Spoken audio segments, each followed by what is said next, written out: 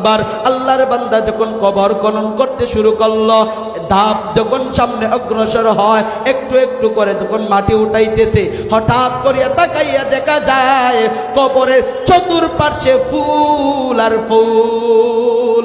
আল্লাহর বান্দা এবার অবাক হয়ে গেল, অবাক হয়ে গেল। হায় হায়, এ তো মূর্খ মানুষ, তার কবর কিভাবে মিনিটের মধ্যেই জান্নাত হয়ে গেল, মিনিটের মধ্যেই জান্নাত হয়ে গেল।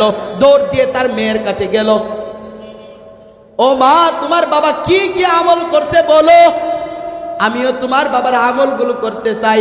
এবার মেয়ে কান্না শুরু করিয়া দিল। মেয়ে কান্না করে আর বলে, হুজুর, আমার বাবা এত মূর্খ ছিল, আমার বাবা কোরআন পড়তে পারে না, আমার বাবা নামাজও পড়তে পারে না, আমার বাবা ইসলামের বিষয়ে কোনো জ্ঞান নাই। তবে হ্যাঁ, আমার বাবা একদিন ঘর থেকে সুন্দর একটা জামা নিয়ে বাজারের মধ্যে বিক্রি করলো। বিক্রি করার পর ওই জামার টাকা দিয়ে একটা কোরআনুল কারীম কিনে আনলো।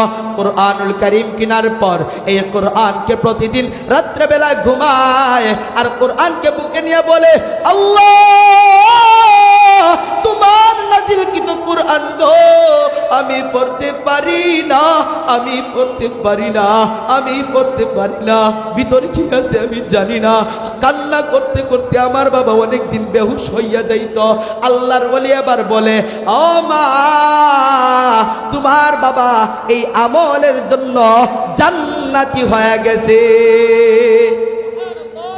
হায়া আমাল সে বনতি হে জন্নত বি জাহান্নাম, হায়া আমাল সে বনতি হে জন্নত বি জাহান্নাম, এ খাকে ফিতরত মে না নূর গায়ে না নারী, इखलास की आमल या जन्नत की हमरा, फरहज के मक़ासद है जो तक़वा से हासिल मान।